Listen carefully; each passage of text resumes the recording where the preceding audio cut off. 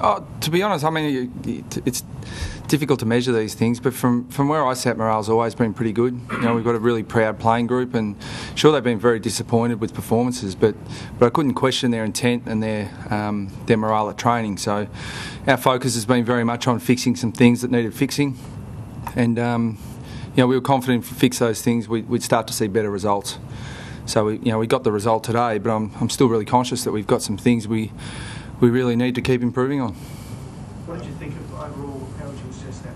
Pretty comprehensive, but as you say, still some things to... Yeah, I thought it was a pretty dominant performance in most areas. We still leaked a couple of easy goals, and our scoring accuracy is still something we've got to keep working on. I mean, as they say, bad kicking's bad football, and we had a lot of shots at goal. We had a lot of opportunity to get the ball inside our forward 50 and generate a score, and too many of them were behinds. Brad, you won the contested ball last week by 20 and lost the uncontested ball by, I think, 87. This week you've narrowly, basically, lost the contested ball by 3. It's a lowish number. You've won the uncontested by best part of 100. Yeah. So what does that tell you about your team and what you're doing? Yeah, well, quite a bit of it, I think, is kicking efficiency, Jake. I mean, if you're able to win the ball, that's probably still the hardest part of footy. It's the fundamental of the game that will never change. Got to be able to win the ball in a contest, and so I thought we were okay at that today. But we're able to retain it a lot better than we have, in the last month or so of footy. So our retention when we got the ball was much better, which enables you to generate more and more uncontested possession, and guys are able to work out into space. So I thought that. Yeah, well, I thought that the inclusions we had today really helped us in that regard. I thought Ben Spate was fairly lively and showed some good pace, and I thought Kieran Harper had a terrific debut. I thought he did some really, really good things for us, and he showed signs of why we think he's going to be a really good player for us. Brad, more than half the team were goal scorers. Pleasing sign. Yeah, and it is pleasing because we've left a lot to too few. So to see Sam Wright having a lot of shots at goal, Lindsay Thomas having lots of shots at goal again, that part of it was pleasing. We'd like to convert a little bit better, but yeah, we are starting to spread the load, and we definitely need to do that because probably since I've taken over as coach, we've relied on too few. So to spread the load was pleasing. You've out-tackled them 60 to 37. Was that a particular focus?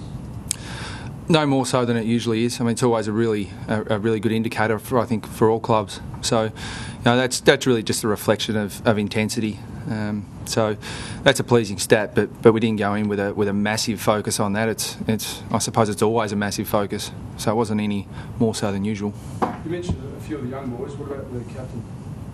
Well, he sets extremely high standards for himself. So and whenever you see Kane Corns go to him at the start of the game, you think some players would think, Kane Corns is an extremely good tagger and it's going to be a tough day.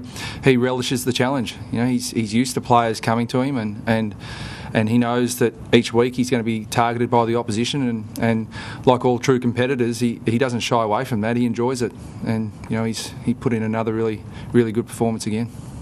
Just during the week, setting the team up for longer term success, did you see enough today to think that you're on the right track? You build on that?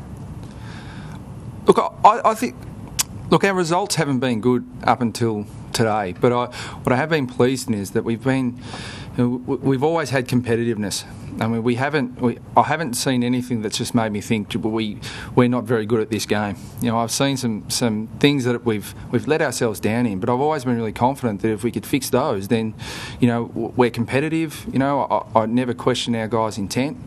So I think those fundamentals have been there, but it's just tidying up a few areas that have let us down, and we defensively we were much better today. So and that's really what got us the result.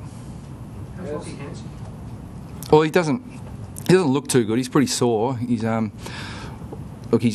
I spoke to him as he was already in the ambulance going off to hospital. So he's got a sore lower back.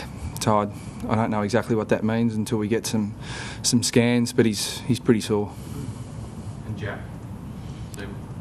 Oh no, he's okay. He just got a bit of a knock to his calf. So we just felt that it was tightening up a little bit, so we thought it was wise to sub him when we did.